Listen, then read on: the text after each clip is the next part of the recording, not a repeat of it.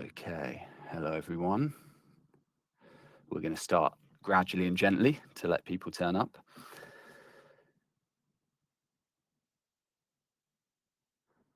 But we've got a pretty good turnout already. So we'll just give it another minute or two before we get stuck in.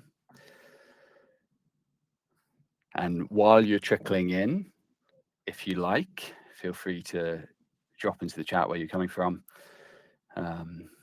both geographically and professionally, what you do, etc.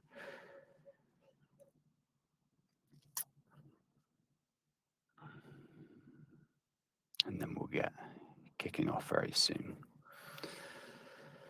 But it's good to have you here, everyone who I can see coming in.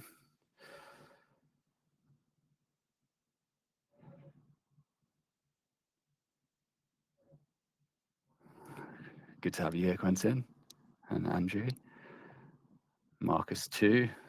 Saran, great to have you here.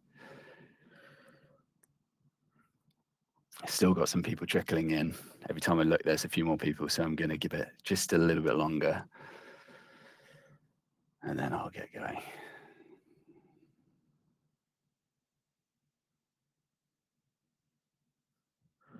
Good to have you here, Mark.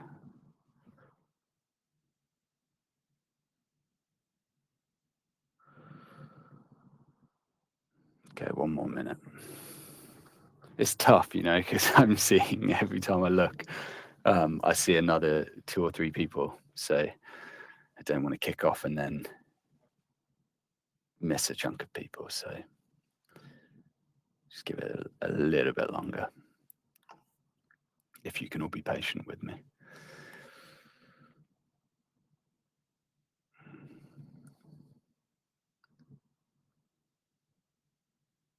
Great to have you here, Vuta.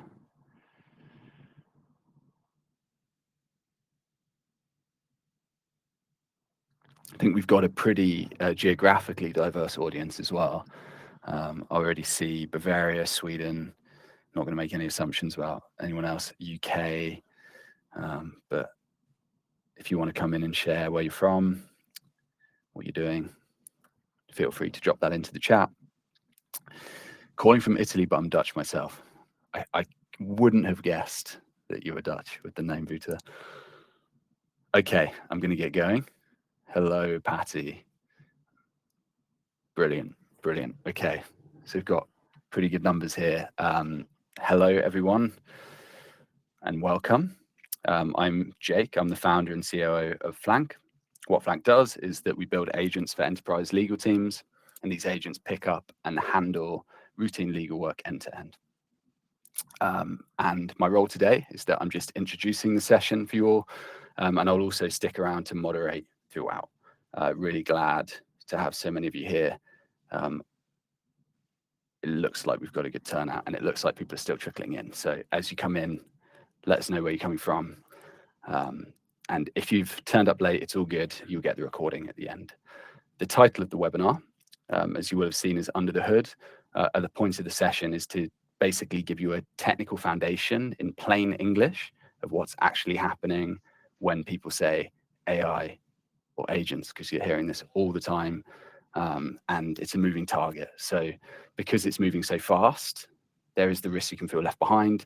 So the goal of what we're doing today is to just give you a really strong underpinning of what's actually going on under the hood so that you feel genuinely equipped to have conversations about the stuff and you understand what's going on as the target's moving. So this should, at the end of the session, empower you to ask vendors the right kind of questions and really properly assess the answers for yourselves. And also to have the challenging conversations you need to have with your IT and procurement teams, whether you're building for yourselves or working with an external vendor, and to build a business case, a credible business case when you're sitting in front of your CFO or your board. I have with me today on stage Martin Lukac, and he'll be walking you through the topic. He has a PhD in computational social science from Oxford, and he also spent some time teaching at LSE. He's also spent many years building this kind of system in production. So this isn't the theory. This is actually what Martin has seen firsthand across hundreds of iterations, what actually breaks, what scales, what works, what doesn't, and where it's the architecture that matters rather than just the model. He, I can say firsthand, is incredible at explaining technical topics in simple terms. Our whole team, I think, can attest to that, and we've all learned a huge amount from him, which is why we wanted to open this up for everyone. So you do not need to have any technical knowledge, any kind of engineering degree or anything to follow here. So hopefully this equips you to have those conversations. Quick point of housekeeping. Martin will present for 40 minutes and then we'll go into a live Q&A. And we've also brought Lily, our CEO, along so that if any questions are more broad and maybe less technical, Lily can support in answering some of those. So as we go, feel free to drop questions. You can see, I think, a little questions tab. It might be in the bottom right of your screen. And you can raise questions there. You can also continue to kind of chat and share your thoughts in the chat area. That's all good. So you don't need to sit on these questions, just kind of dump them in as we go. The more you ask, the better. We'll try and get through as many as possible. One thing worth flagging up front is that if you do enjoy today, if you do find it valuable, we do publish a fair bit of thinking on our Substack, which is called The Intake. I believe Aglaya from our team is going to share the link into the chat, so you'll see that in a second. We post 2 articles a week. This is normally our reflections on what's changing within legal AI. They tend not to be about our product, they're about the broader market. And once a week on a Friday, I write a roundup of what's moving in legal AI, new releases, changes to models, all of that kind of stuff. So it helps keep you up to date. I think that is everything from me. So without further ado, Martin, the floor is yours. Thank you very much, Jake. Welcome, everyone, and thanks for joining. As Jake mentioned, I prepared a very non-technical introduction into AI and large language models that should take us about 15 to 20 minutes. And then we go a little bit more deeper into how these models are currently growing, how is it that they are still progressing, learning, getting better, and we'll try to deconstruct a lot of the language that you might be hearing from the big vendors so that you actually understand what is happening under the hood. Feel free to ask questions as we go. I'll try to pick them up if they're relevant to what we are saying. Otherwise, we'll try to tackle all of them towards the end of the talk. Let's start with a very, very basic question, but I think it's important to start tackling it from first principles, is that what is a large language model? For many of you who are non-technical and haven't had exposure to statistics, that might seem like very, very cryptic and very black boxy. But large language models aren't anything magical. They are just statistical models. So there is some input coming into the model. There are some calculations happening within the model, and there is an output. Statistics has been around for a very long time, machine learning as well. The whole field is building on that. Previously, in the past 100 years, you might have seen statistics being used for predicting mostly quantities. That would be if you have a tree. If you know how old the tree is, you can potentially predict how tall it is. So that would be a regression problem. Then you have a classification problem. You have heard about fraudulent invoices, for example. We have been doing this for 10, 15 years, where you have invoice data that you get into the model, and the model predicts, is this likely a fraudulent on a non-fraudulent invoice? Where large language models come in, instead of predicting a true or false label or some kind of a quantity, which would be the height of the tree, they are recursive models. So models where you can input a string or a lot of text, which in this case would be, this agreement shall be governed by the laws of blank. And the model takes this input and is predicting the next token. I think, which is very interesting, is that these tokens, it's not really even the word. These labs figured out that if they break words into smaller chunks, it's more efficient to do it this way. And the next predicted token is not just one word that it's predicting, it's actually predicting a full distribution of things that are very plausible to come as the next word. So for in this case, laws of England and the laws of New York are both relatively plausible because we don't have any other context here. So both are very likely to happen. What we mean by recursive loop here is that if you then want to predict what comes after England, you would have to take England, append it to the sentence, and then make another pass through the model. and it is always recursively looping and predicting the next word. You have probably seen this in early iterations of large language models, where the text is being written actively on your monitor, on your screen. That is still happening, and that comes from the nature of the model. All of the models that you're seeing on the internet right now are trained on internet scale pile of text. And essentially, this was one of the very big breakthroughs, is if you create a very large corpus of books, computer code, contracts, Wikipedia articles, the more the better model you can train. This is generally the entire trick around large language models, the core trick, how we got to this place.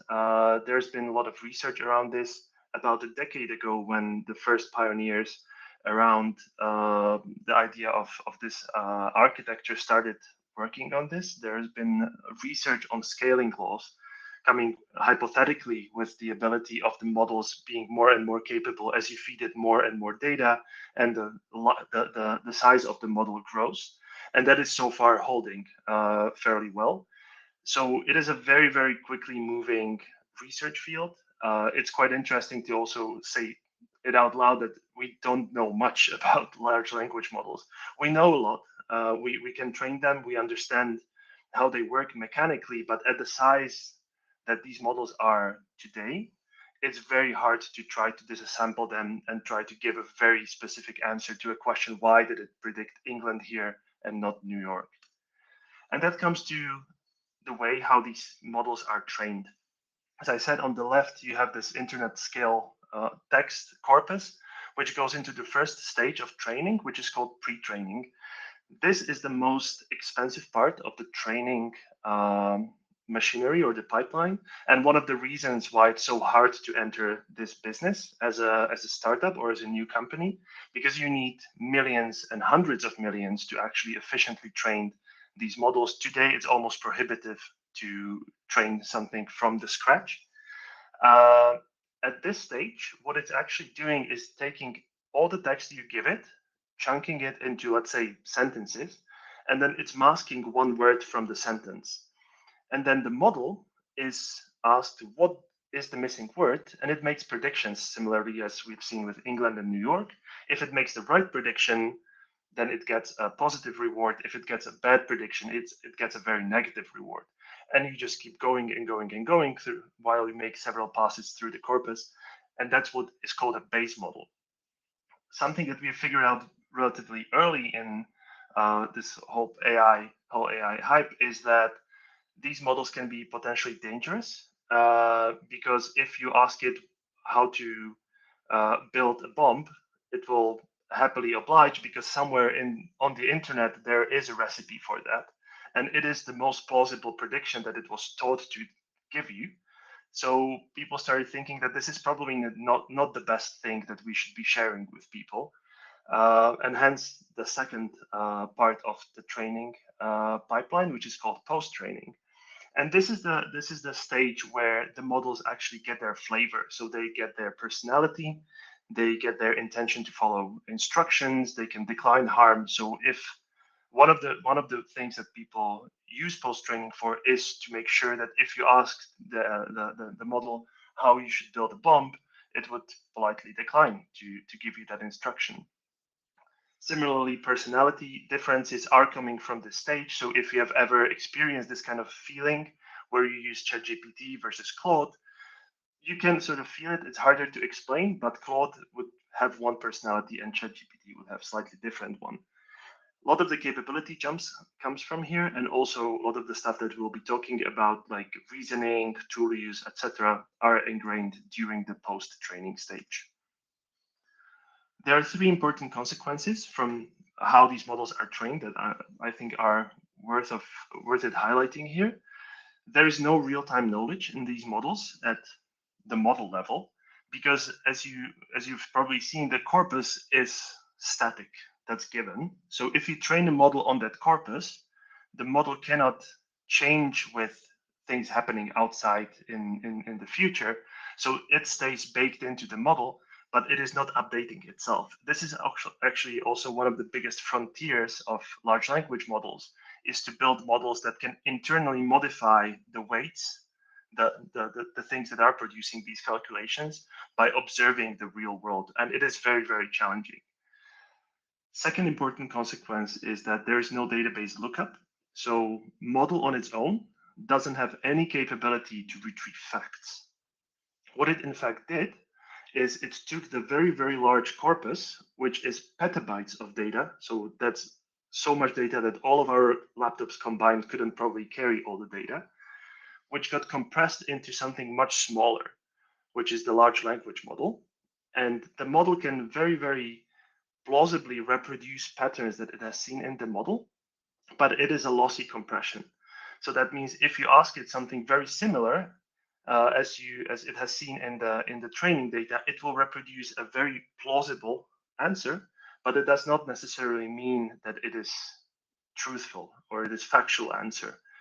So there is a lot of loss in that compression, and this compression is also one of the focal reasons why these models hallucinate. And you have seen this, people call them stochastic parrots. And one of the reasons is that, yes, they are doing a very good job at basically trying to act like they are being faithful to the training set, but it does not mean that these answers are necessarily correct. And especially in the legal reasoning, I think that's extremely important. And as a consequence of this, there is no guarantee of truth. It optimizes for plausibility, not correctness. And then the question, I think, is the next important question is, how do you make it reliable if you want to use large language models efficiently in your work, or if you build a software offering with large language models at the core of it? There are several levers that you can use. Context is one. It has been used, or at least we have realized this is one of the easiest things that you can do for large language models, is that if you're asking about you're asking a factual question, and you know there is a document somewhere containing this question, maybe just take the document and put it into the prompt. Prompt, many of you know, is the essential input that goes into the model. So if you can just paste the document in there, regardless of how big or how messy it is, the large language model is much more likely to recoup the factual answer and actual answer factually. This is essentially what the industry calls RAG, that's retrieval augmented generation. It is inefficient to paste whole documents in there. So we developed different engineering routines to chunk bigger documents and basically try to come up with the most plausible chunks that can contain the right answer to the user query, and then do that. Now we are moving slightly away from this because the context windows are growing, but also the complexity of the questions we are asking from these models are growing, and the context cannot carry all of that. So we are moving towards something which I call here tools. So how about, instead of us trying to be smart about this and try to drip feed the right stuff to the model at the right time, why don't we let the model actually figure it out? At some stage, these large language models became very smart. So one of the first tools that were introduced to large language models was web search. And web search is very easy because you can ask the model, if the user asks you a question that you either is newer than your cutoff date for your knowledge you were trained on, or there's a factual question where it is likely that you will not know the right answer, and that all comes again from post-training. You can use web search, and all you have to do is to write what you want to search for. So they are basically writing the Google query for you. They retrieve the output, and using that tool are able to answer much more truthfully. And we've expanded this tool search almost, I would say, infinitely today, where essentially most of the companies today are developing tools for large language models. For these models to be more efficient, they can query databases, full systems. They can query your calendar on Gmail. They can send emails, update records. And this is where we have, I think, transitioned from something that we known as chatbot, the initial launch of OpenAI, where you ask them a question and they come back, to an agent. We'll go into this in a second. Two more things I want to talk about. Guardrails is a very essential thing for large language models. And it is not just because these models shouldn't be answering users how to build a bomb, but also there should be things that are off limit. There, for example, things like mental health advice, or if you ask them for health advice, generally medical health advice, these models shouldn't be too uh, daring answering those questions, because it's very likely is that they might get it wrong, and if they get it wrong, they might introduce harm. And again, all of these guardrails are either introduced through post-training or as a lateral system that is monitoring every message exchange between the user and the system, and can intervene at the point where they deem this is a dangerous territory. This is also what helps us build escalation thresholds.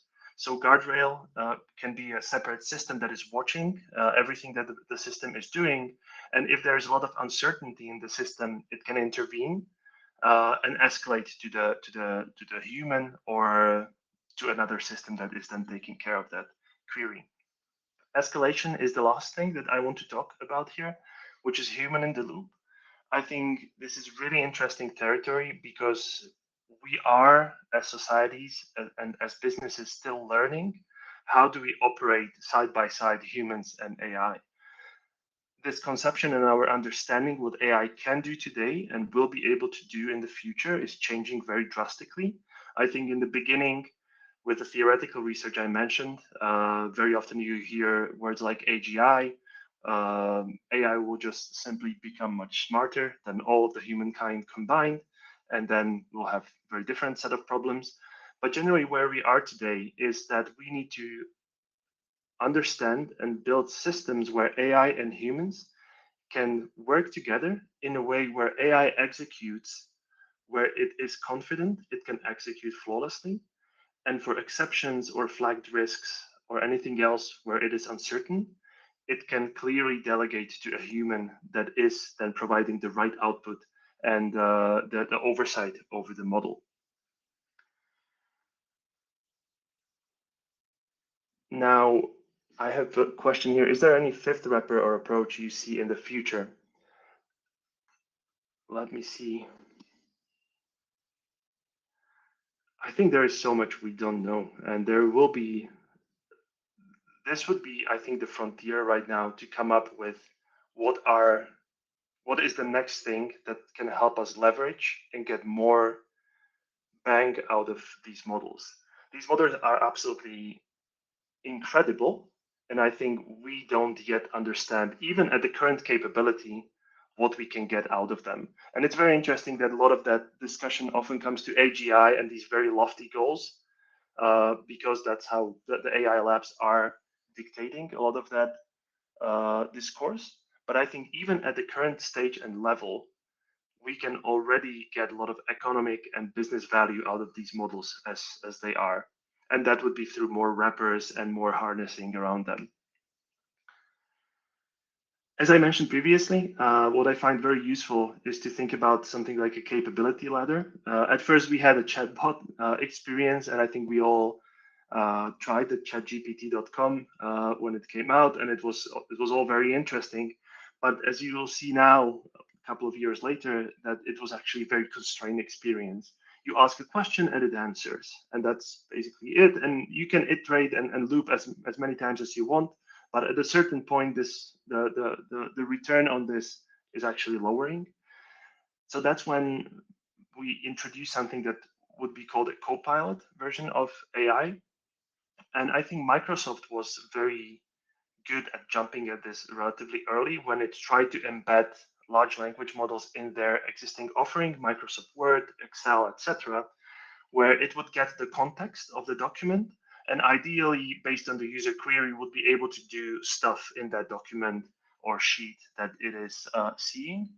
And as many of you probably know, this was much more challenging than Microsoft and everyone else anticipated. And I think they are now getting into a position where they are getting it right. But still, the initiation and the guidance came predominantly from the user who had to open a document and then guide the copilot to execute something in the document itself.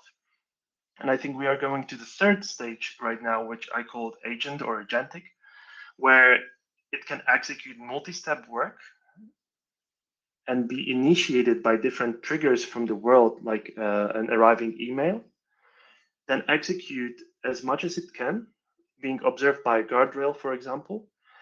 And then if there's no detection of uncertainty or any high risk, it can also produce an outcome.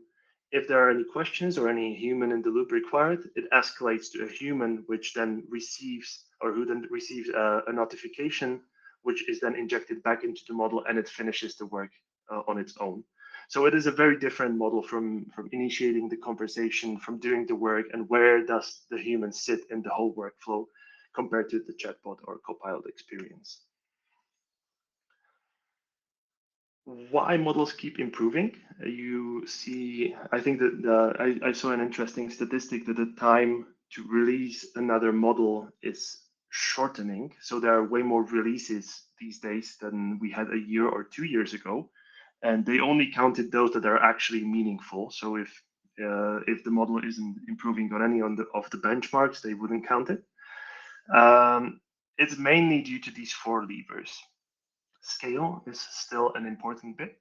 More data, more parameters, bigger models, more compute, it still pays off. However, what we've observed over time is that the returns are flattening.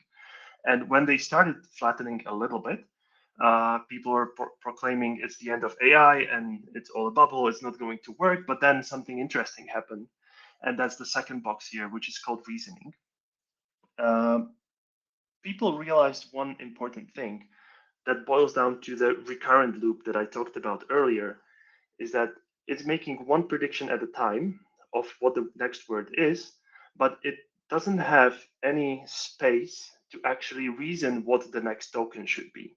So if something is messed up in the distribution, it will produce it, but there is no way for it to spend any tokens on reasoning what the answer should be. And this was one of the first techniques called chain of thought reasoning, where we force the model to first think about what the answer would be and then produce the answer. My favorite example here is that if in one of the early stages of LLMs, you would ask it to write a detective novel and only disclose who the murderer is in the last sentence, it would genuinely only figure out who the murderer is in the last sentence because it doesn't know, because it never had a chance to reason through who the murderer is. It would produce a plausible story, and then based on that story, it would deductively come up with who the murderer was and the reasons why it was happening. However, with reasoning, now it has a chance to reason through the plot and then produce a more logical and coherent plot. Why is this important? Is that in legal work, for example, you don't want to force the model to answer straight away. You actually want to give it space to go through logical reasons why an answer is indeed the answer and only then produce the result. And this has been baked in right now in the post-training phase as the reasoning. We have different toggles for reasoning efforts, so models can spend more or less tokens for reasoning. But this was one of the strongest levers that we have seen behind the last year's gains. Post-training is not only about baking in things, but it is very complex rules that they are building into this. However, this is probably the most secretive and bespoke for each AI lab. So we don't know much about it. There's very little being published about this. So it's hard to talk about this more in depth. And the fourth thing, and I think that's very important, especially when you think about large language models and how you bring them into your organization and how they can deliver value, is the scaffolding. So it's not really the model itself, it's not the LLM, but it's everything around it. The retrieval, the tools, how you evaluate, how you detect what's problematic and how you then fix it, and multi-agent flows, where this has been, I think, about a year ago, where this became more of a norm, where you have one agent that is tasked by the user to execute a task. But this agent, as one of the tools or capabilities it has, it can spawn smaller agents to do the work on its behalf. Why is this interesting? There's way more compartmentalization. If the model doesn't have to focus on a very complex task, it is much more likely to do a better job here.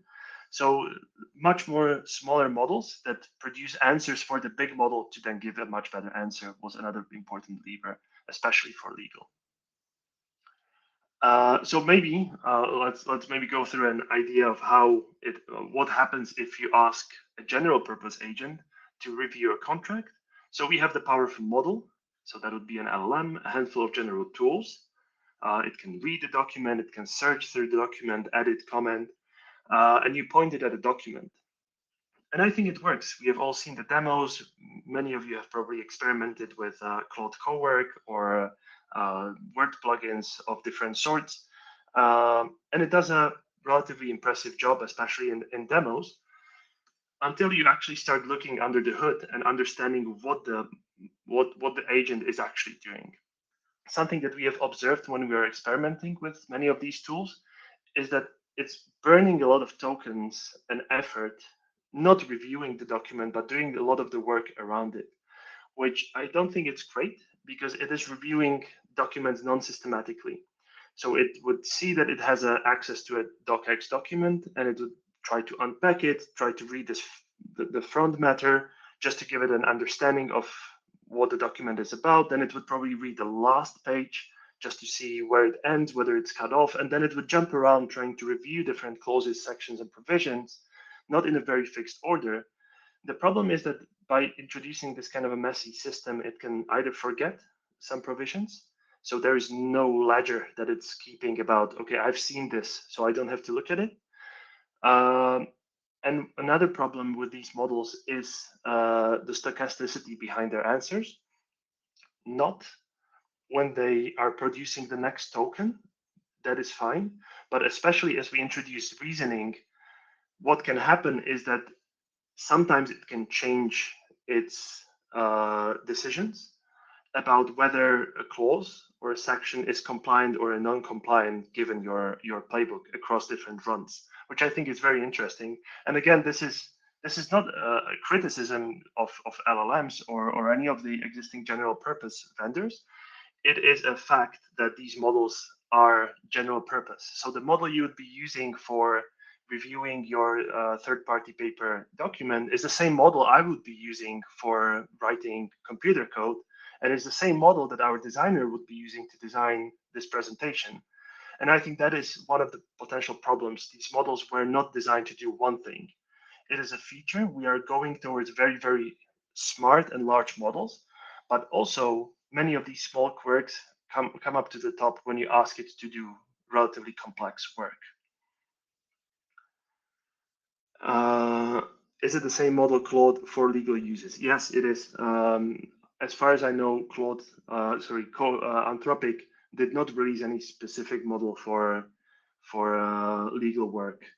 There were some efforts from OpenAI to release specific models for computer code generation. It's called Codex. But I think in the last iteration, they let go because they just saw that the really beefy big models are doing a better job in this case.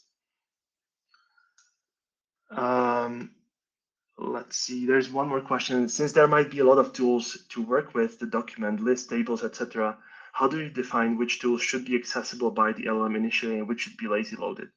I'm sensing a software engineer in the room. It is a hard problem because the more tools you give it, you're stuffing that context more and more and more. So I think exactly having a general system for legal work can be more tricky because yes, it will be general, it can do anything for you, but also it will be on average worse than a system that is built or a workflow that is built specifically for this one task. So it is quite a hard question. So maybe let's go through this out and take a few more questions because we are running short on time. So for contract review, I think there's a very hard requirement. It should be exhaustive and consistent. So it shouldn't allow any jumping left and right. It should essentially have a list of things it needs to do, no questions asked. And I think why is this point where we want to introduce the distinction between capability and an outcome. And I think might be one of the reasons and where many of the demos are failing, is that on the one hand, we all have this capability at our fingertips. It is necessary, but it's not necessarily the thing you need to do document review. What you want to achieve is an outcome. Every contract reviewed completely and consistently inside your workflow in a form that you can stand behind. And there are some things that you can do or ask your vendors about to make sure that this is happening consistently. So one thing I'm talking from experience here is that you can take the wheel back from the model a little bit. It will look less impressive in a demo, but it will consistently across hundreds of documents that you'll be reviewing be much more stable and a guaranteed outcome for the lawyer using this tool. So instead of letting it be self-directed and jump around, it is systems directed. So the system decides every single clause, every single section should be reviewed by the model. So if we start from a docx document, there's one contract is decomposed into this very, very small modular structure, and everything is properly taken care of by the model. And not only it is taken care of, but we also need to dictate that the effort should be deliberate. So ideally, you don't want an indemnity cap be just brushed off. You want to make sure that indemnity is properly looked at and is one of the more important things that the model spends effort on. And these are all the things that are dictated by the orchestration and the system, and you want to hard code that. I mentioned switching and hallucinations quite a lot. Again, system level solution for this is that instead of just letting the model take a clause and make a judgment, even though it spends a lot of tokens on reasoning, there can be potential problems with it. It can be hallucinating. If you build in redundancy into your system, you can get rid of a lot of these problems. It is more expensive, but the cost really is worth it at this stage. What you can do is you can take one provision, which then is reviewed 3 times in parallel. So that means it is making 3 parallel judgments on the same provision given the same playbook. And if in the end, in aggregate, all 3 of these agree, it's way more likely that the decision is correct based on the playbook. So these hallucinations generally wash out in the aggregation. Again, another interesting signal is that if these disagree, so in one case it says it's compliant, in the next pass it says it's non-compliant, very often it is not so much hallucinations, it is very often ambiguous wording in your playbook. And again, this is very important and useful signal because you can then iterate back and build feedback loops towards your playbook so that in the future, when you are trying to review the next document, you don't have this ambiguity in there and the model can inform you about this. Similarly, switching, if you run things 3 times, if there is no switching, it's much more likely that the answer is actually factually correct. If there is switching, you probably want to delegate to a human just to check, just to be safe. And this was just the orchestration. We have legal engineering. So one of the most crucial inputs into these pipelines is playbooks. Very often in the current form and shape that many companies have them, are not easiest to read and work with for large language models. So what you can do is that you can get legal engineering help that could help you mold these into a format and with the wording and sections so that the model can work with it easier and better. Implementation and integration is extremely important, especially for the scaffolding, so that the model can get the right context and also execute on your behalf where it's safe to do so. And I think that the fourth bit here is monitoring and supervision. It's very often overseen, but probably one of the biggest levers that we have, especially in the legal tech space, is that you want to be consistently monitoring the executions of your agent. You want to be able to see its traces.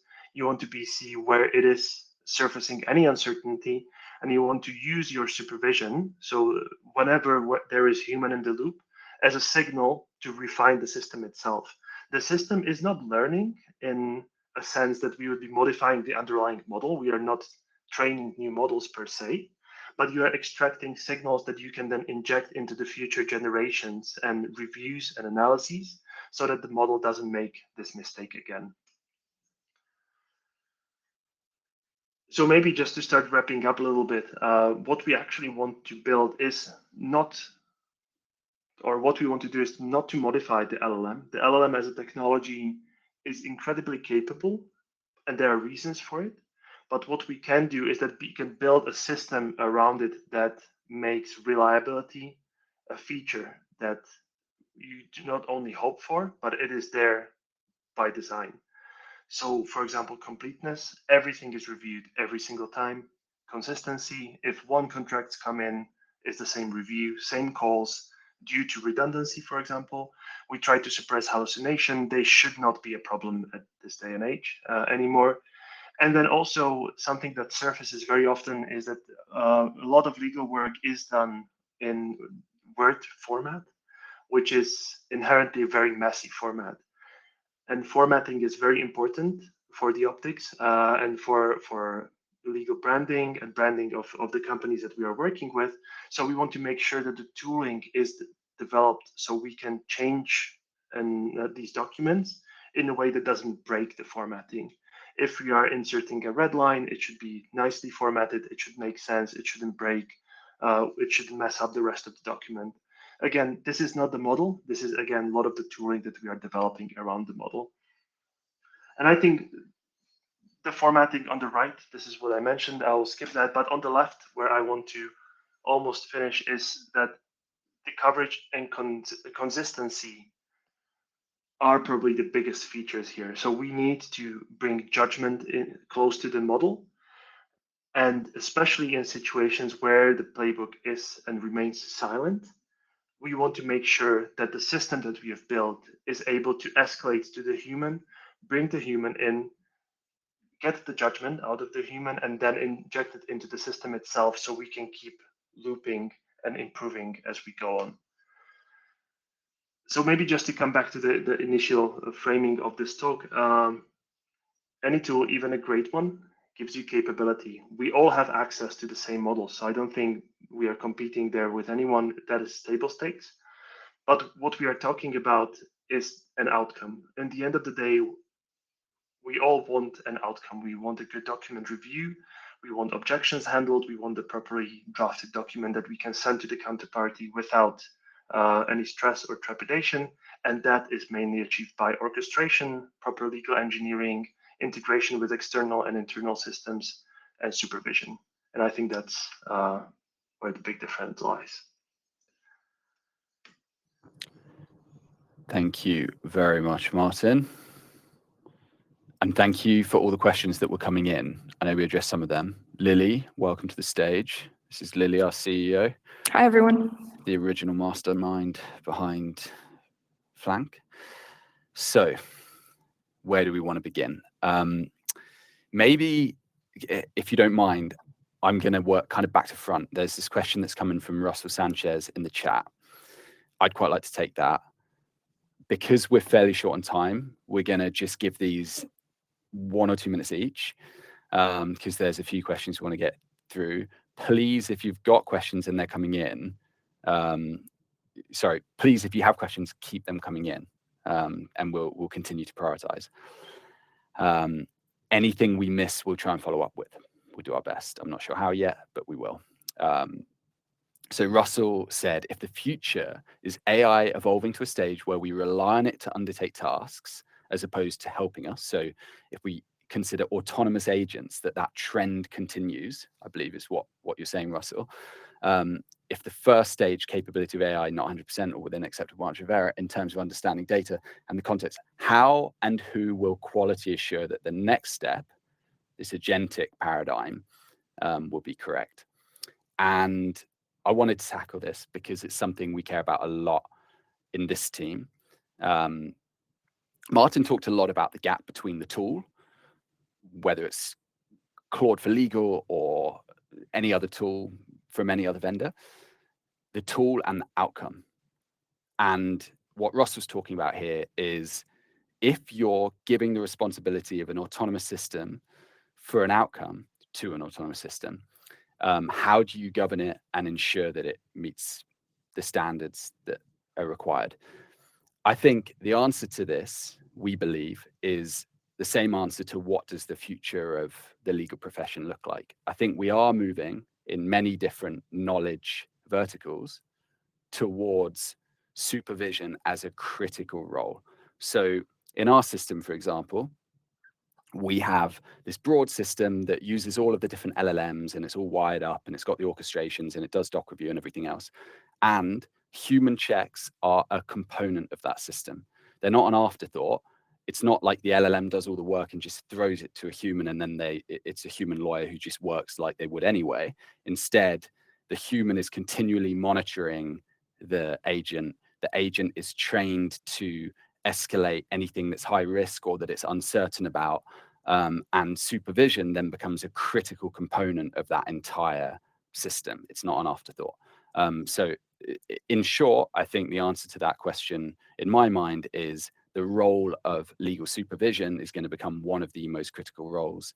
And it might be the kind of direction of travel for the legal profession. We then have a question from Shika, which was, if all users' data is used to train the same master model, how do you overcome the challenge for catering to a specific client requirement? Yes. Yes, there is a lot of data being used across different providers, but it is not as unified as you would expect. The post-training is a huge differentiating factor, and I know for a fact there are a lot of companies that are. So there is something called distillation, where you can take the very, very large model and then train a smaller model on a more specific task that is better at that specific task. It is consequently also worse at all the other stuff, but in this case, that might be one of the helpful things to do. Secondly, for if you want to ensure that for any client context is properly in, I would solve this by properly curating it as a context and make sure that it is injected in the right place at the right time for the model to consider it. At least that has been, in my experience, the most practical way of ensuring the right context is there and catering all the requirements of specific clients. Thanks, Martin. I'll nudge everyone just to notice that there is, I'll post it again as well, but if you're able to and willing to, there is a feedback form that we've just left in the chat. Please leave your feedback. A PS on this that Aglaya just left is, after submission, you have the opportunity to enter a raffle and win a €50 voucher of your choice. So it's worth doing. It only takes 1 minute. Okay, so back to the questions. There are a couple that I think might be interesting for Lily to get her teeth stuck into. Let's see, Lily, if you want to pick up either Kaj's, which is how we think about Claude for Legal, and does it tackle the challenge of getting general purpose ready for the legal, so to verticalize a general model through the experience layer and prompting. And there's also Dennis's question, which is, where do we see the most future gains? Is it the age of the harness? I'll let you choose. I can take the first one. So it's a question that I see a lot right now when I speak to legal teams. So we mainly interact with large global enterprise legal teams. So there might be slightly different questions if you're not in that category, but Claude is super powerful. I mean, all of these models are super powerful. So we internally at Flank use Claude. We love Claude. We use Claude for all sorts of things. I think if a legal team has the ability to access Claude, it can be an incredible tool in the stack. I would differentiate between personal productivity and enterprise productivity, probably, or enterprise efficiency. As a personal tool, I think Claude is incredible and everybody should make use of it, or some Copilot, whatever internal productivity tool you have access to. If it's doesn't matter if it's kind of legal specific or general purpose. You can do a lot with Claude. You can build your own skills. Some of them will be very powerful. I've seen incredible things built with Claude specifically for legal. However, where currently it kind of, again, it's not a criticism, it just has certain limitations. And that's mainly when you try to solve an enterprise problem, right? Let's say you have a particular contracting flow that's procurement, sell side, whatever it might be. Solving that as an individual productivity problem is really, really tough, because then you need every single lawyer to use the same tool in Claude, to use it consistently, to know when to use it, and all of these different things. If you want to inject an agent into the organization, it's a lot more than just, can this LLM do the job, or can this skill do the job?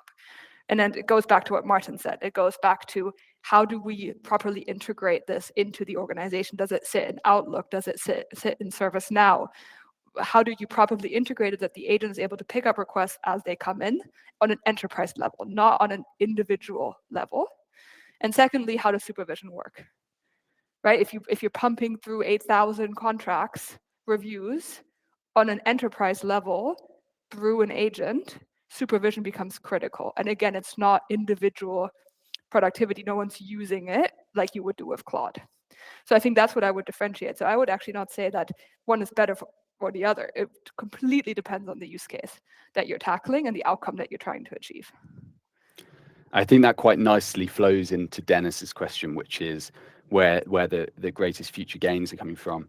I think what Martin articulated through the presentation, Lily just articulated there, is that there is a delta between the tool and the outcome you're trying to achieve. Maybe if you're a tiny team in the mid-market or you're a solo lawyer, that delta might be quite small. And therefore you pick up Claude for Legal and you might be able to make really meaningful use of that verticalized version of Claude from day one, hour zero, and you're good and you get the outcome you need. Or you might be an enormous enterprise with an offshore delivery team who you're spending loads of money on, and they're still very slow and the accuracy and precision still a little bit off, and you want to fix that problem. You can't just go and buy 100 Claude for Legal licenses to fix that problem.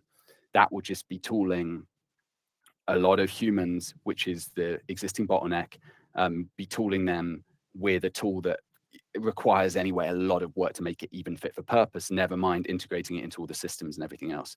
So I think the big opportunity going forwards is to zoom out and look at the outcome from a system team level rather than individual level. So if I want to automate, let's say, all of the MSA review that I'm having to do in procurement, not how do I help each individual person in procurement or each individual lawyer review those MSAs faster, but how do I build a system, an autonomous system that's supervised by humans that can handle that entirely? And in order to achieve that, it requires a lot of service work. And that service work might be your own internal IT team and legal ops team, depending on their capabilities and time, or it might be an external team, a legal ops consultancy, or it might be a vendor who's particularly good at that.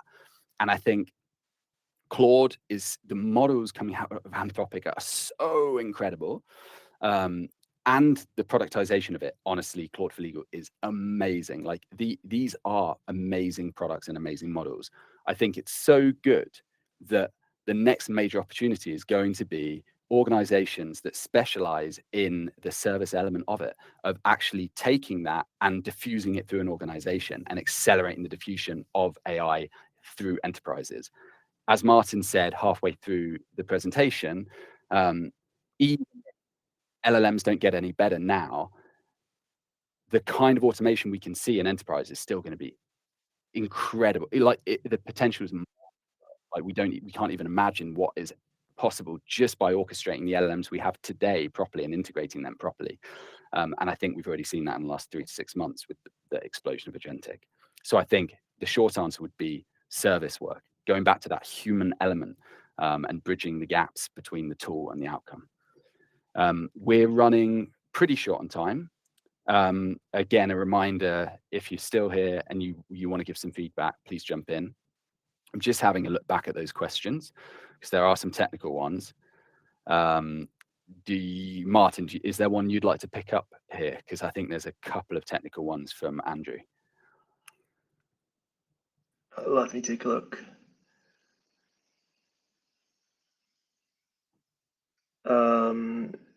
Have you measured your AI edits versus Claude in the MS Word and Claude Code Codex CLI?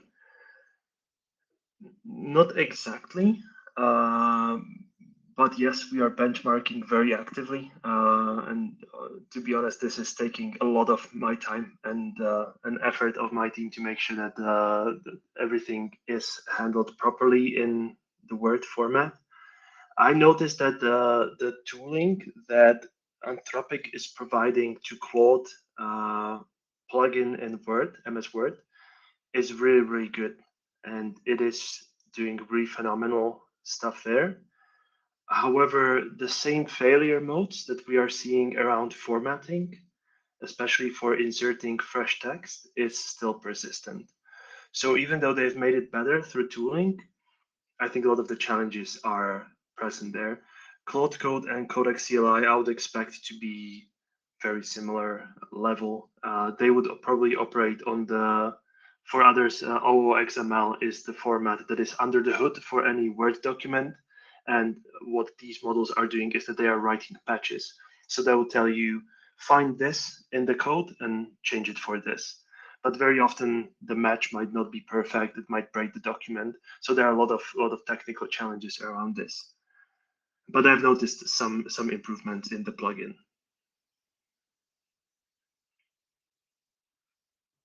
Mega, thank you. Hopefully that didn't scare anyone off. Trying to include a wide enough range. Yes, very good. Okay, I'm scrolling through, and I think we can wrap it there. There is one legal question here. What are your thoughts that many US court cases are stating recently law firms are publishing advisories that warn in sharing sensitive information with public AI platforms, which can remove the attorney-client privilege? AI tools are not licensed attorneys, have no fiduciary duties, etc. Yes, indeed, and this is critical. There's kind of there's a much larger answer here, so I'm not going to go deep into this, but maybe Patty, I can follow up with you directly with my longer answer, so I don't scare too many people off. Let me just give a use case that hopefully exemplifies where we stand on this, which is if we're working with an enterprise on automating an entire workflow, because that's what we typically do. We don't sell licenses. We sell the outcome of you have a whole workflow. We pick it up. We automate it end to end. We have 3 supervision models. We can supervise it. We do not have liability insurance, but we have lawyers in the team who ensure that answers are accurate and that the system's working as expected. You can supervise it as an enterprise, or we have a whole partner network of law firms and lawyers who have liability insurance and who can, with us, own responsibility for the outcome. And this is ultimately what we talk about, is where does responsibility lie and how do you build a system inclusive of humans where you can take responsibility for outcomes? So there's a whole answer and kind of essay to write about this. And there's probably a Substack article we've either already written or will write about that. So I'll share it with you, Patty. But otherwise, I just want to give a big thank you to Martin for educating us all. And to everyone, please keep an eye on the next in our webinar series that will be in 4 to 8 weeks, probably. We try and ensure they're always educational and that you can learn something. We try not to make them about our product. We try and make them pretty product agnostic. If you think anyone else might be interested in these types of webinars, then please share as well. You will all get a recording of this.